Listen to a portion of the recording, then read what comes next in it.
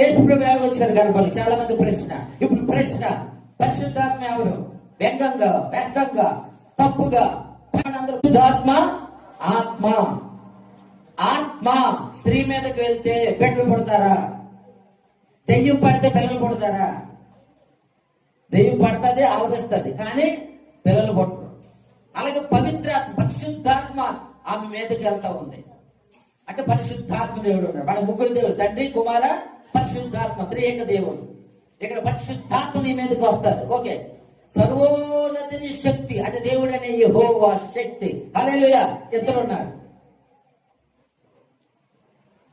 ఇప్పుడు చాలా మంది ఏమనుకుంటారంటే యేసుక్రీస్తు ప్రభు వారు 2025 సంవత్సరాలు క్రితమే ఉన్నాడు, అంతకు ముందు ఆయన లేడు అనుకుంటాడు. తప్పు. పరిశుద్ధాత్మ ఎలాగున్నాడు? తండ్రి దేవుడు ఎలాగున్నాడు? కుమారుడు అని యేసుక్రీస్తు ప్రభు వారు కూడా ఉన్నాడు. యేసుక్రీస్తు వారు ప్రియమైన దేవుని బిడ్డలారా, ఆత్మ స్వరూపుగా ఆయన పరలోకములోనే ఉన్నాడు. దేవునికి స్తోత్రం. ఎప్పుడైతే పరిశుద్ధాత్మ కన్యమరియం మీదకి వెళ్ళిందో, సర్వోన్నతిని శక్తి ఆమెను ఆవరించిందో, బాగా గమనించండి. కన్యమరియం ఉంది, ఆమె గర్భం ఉంది. గర్భంలోకి యేసయ్య వచ్చాడు, వెళ్ళాడు, ప్రవేశించాడు. ఎక్కడి నుంచి?